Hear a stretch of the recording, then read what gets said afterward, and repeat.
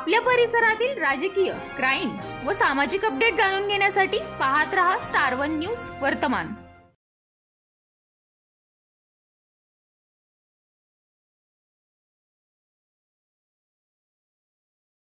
हे बरोबर दिसतंय सगळं ओके मध्ये हे केसरी जरा टोपी घाल द्या। नाही नाही पण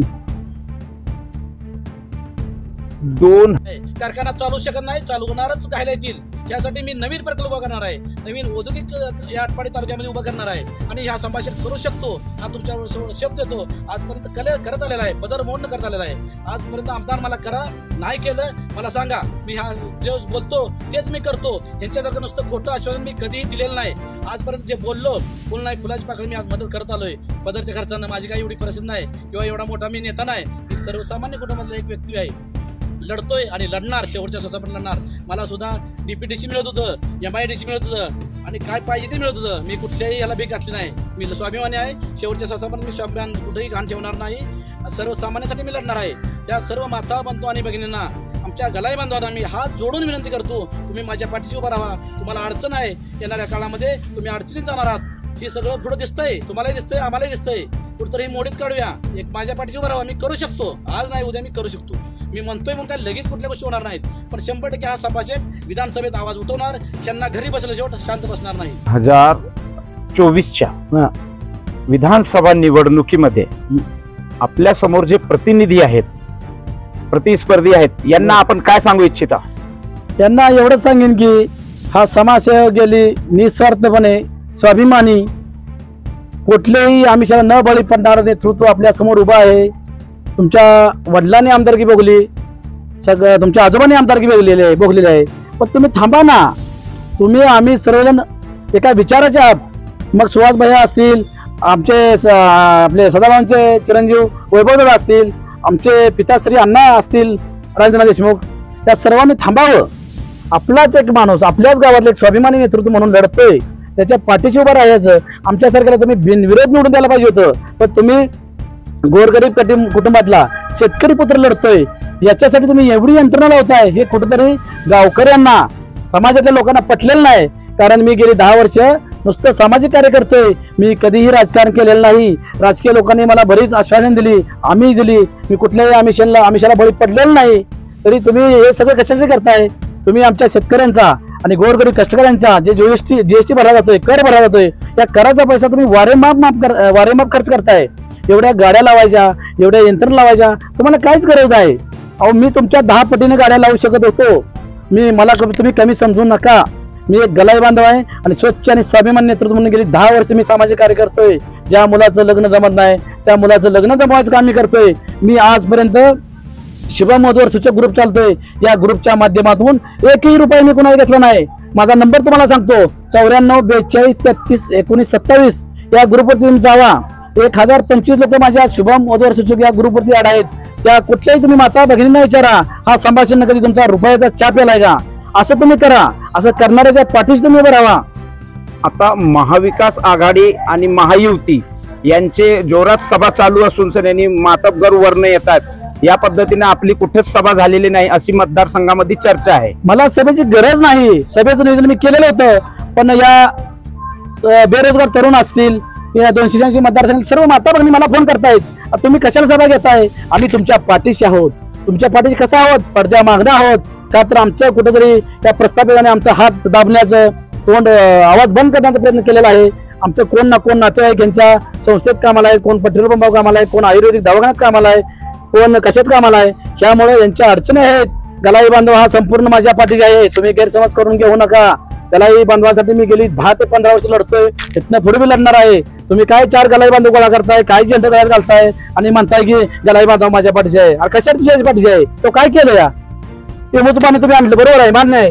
अनिल भाऊने आणलं, सदाभाऊने आणलं, आमच्या राजेंद्राने आणलं, भारत तात्याने आणलं, त्या आनंदराव बापूने आणलं, भारत पाटोलकर साहेबांनी आणलं, अण्णा डांगेने आणलं, त्या सर्वांनी पाणी आणलंय। त्यांचं मी सर्व ऋणी आहे, त्यात माझा सुद्धा थोडाफार वाटा आहे।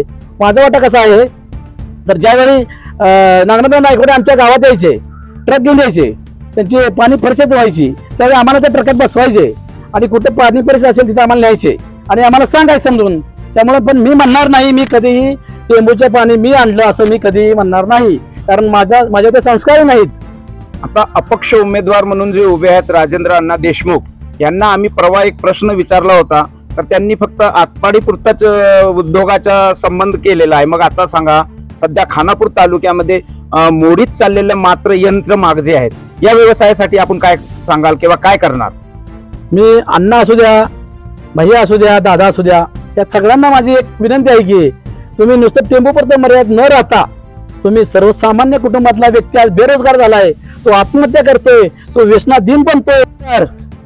साहेबांनी प्रश्न विचारला, आज तरुण बेरोजगार वाढत आहे, यंत्रणा आज विकसित झाले आहे, संपल्याच्या मार्गावर आहे, तुम्ही काय करताय? अहो मी हे करण्यासाठी यात आलोय, मला गरज नाही, माझ्या बापाने माझ्यापुरते कमवून ठेवलंय, मी स्वतः होणारा चाकरी करतोय, उद्याही करणार आहे. मला काय या राजकारण पैसे कमायसाठी मिळालं नाही किंवा मला प्रॉपर्ट्या कमवायच्या नाहीत, हे जग जाहीर मी करतोय. मी आमदाराच्या खुर्चीवर जेव्हा बसीन, माझा 286 मतदारसंघातील संपूर्ण गावाचा विकास होईल. हा तरुण त्या गावात नोकरी करेल, त्या गावात त्याला मुलगी मिळायला पाहिजे, तो लग्नाच्या आज अडचण लग्न होईना ती, ह्याच्यासाठी मी लढणार आहे. मी काय खुर्चीसाठी आणि कुठलं काय हे करण्यासाठी मला गरज नाही, प्रॉपर्ट्या खरेदी करायची गरज नाही. माझे वडील वारून 10 वर्ष झालं, पण माझ्या वडिलांचे जगन्नाथ कृष्णा पाटील नाव आहे, तुम्ही उतार काढू शकता. ही जी जमीन आहे ती वडिलांचे नाव आहे, माझ्या नावाने केलेलं नाही. मी कमवेन, मी करेन. आज माझा मुलगा एक स्वाभिमानाने सांगतो, मला शिक्षण घेता नाही, माझी गरीब परिस्थिती, पण मी होणारी चाकरी करून माझा मुलगा आज MBBS करतोय. ही मी आज तुम्हाला सर्वांच्या ताटमानाने सांगतोय. हे काय सांगतोय? माझा स्वाभिमान सांगत आहे किंवा मोठेपणा सांगत आहे. मी जे करतोय ते खरंच करतोय. त्याच्यासाठी तुम्ही सर्वांनी मला पाठिंबा द्यावा. या मोती हार या चिन्हासमोर बटन दाबून मला विधानसभेत पाठवावे. जसं अपक्ष उमेदवार विशाल दादा झाले, तसं हा संभाजी शेठ पाटील सुद्धा अपक्ष उमेदवार मोठ्या निर्णय येणार आहे. मी सांगू शकत नाही, पण 100% होणार आहे. जिथे चर्चा संभाजी शेठ पाटलांचीच आहे, का तर तो करतोय, तो लढतोय, जिथे तळमळ आहे. मी काही नुसता दिखावा कधीही केलेला नाही, इथून पुढेही करणार नाही. करत आलोय. यांना दोन किट वाटणार लोक संभाजी शेठकडनं आदर्श घेऊन आज मी पोत्यान धन्यवाद देणार. असं आटपाडी तालुक्यामध्ये मी एकमेव आहे. आज सर्व जनता साक्षी आहे. मी कधीही खोटं बोलत नाही, जे बोलतो तेच करतो, जे करतो तेच बोलतोय. आपले चुनाव चिन्ह जे मोत्याचे हार आहे, 14 नंबरच्या क्रमांकावर कशामुळे गेले? काय याच्यात काय राजकीय मतभेद असू शकतात, संभाषणाला गाडण्याचा प्रयत्न होऊ शकतो. अहो मी 24 फॉर्म भरलाय, माझ्याबरोबर एक दोघांनीच फॉर्म भरला होता. एक असेल अपक्ष म्हणून तो फॉर्म माघारीतून घेतलाय. एक होते सुहास बाबर, भैयांचा ठीक आहे, मान्य आहे, करतो. माझा एवढं खाली जाण्याचं कारण काय? त्यांनी मला गाडण्याचा प्रयत्न केलाय. एक गलाई बांधव सर्वांसाठी लढतोय. या दोघांनाही माहित आहे, ह्या दोघांनाही गलाई बांधवाचं बी आहे, या बाकीच्या उमेदवाराचं बी आहे, त्या गलाई बांधवाचं बी आहे. कारण गलाई बांधव संपूर्ण ताकदीने माझ्या पाठीशी आहे. मी फॉर्म कधीही माघार घेणार नव्हतो, तरीही त्या लोकांनी अफवा पसरवल्या. हा संभाजी आम्ही काहीतरी आश्वासन दिल्यानंतर आम्हाला विकला जाईल, विकत घेता येईल. अरे संभाजीला विकत घेणाऱ्या आम्ही माहिती आहे ती काय तुम्ही संभाजी लागताय. हा गलाई बांधवाचं मला रात्रभर फोन येतो, संभाजी तुम्हाला लागल ती मदत आम्ही करायचं आहे. आजपर्यंत आम्ही आमदार घडवले, तसं आम्ही तुम्हालाही घडवू, तुमच्या पाठीशी उभं राहू. तुम्हाला त्यांनाही माहिती आहे माझी आर्थिक परिस्थिती नाही, मी लढतोय फक्त सर्वसामान्य जनसामान्यांसाठी. हे आजपर्यंत मराठा सेवा संघटना तमिळनाडू राज्याचं मी जिल्हाधीशपद बघतोय. का बघतोय? ती काय मला सहजासहजी मिळाली पदवी नाही, त्यांच्यासाठी रात्रंदिवस मी लढलोय. मला लोक नावं ठेवतात, अरे तू कशाला लढतोय, तुला 2 पोरं आहे, ती निवांत राहा ना, खा पी झोप, कशाला यांच्या लागतोय, कशाला त्याच्या नाग लागतो, तुला अडकवतली. अरे अडकवायला जाणं माझी काय अडकं, मी काय चोरी केली? मी स्वच्छ आणि स्वाभिमानी आहे, लढणार आहे, शेवटच्या श्वासापर्यंत ह्या लोकांसाठी लढणार आहे. अशा बातम्या पाहण्यासाठी आमच्या चॅनेलला लाईक, शेअर, सबस्क्राईब करा.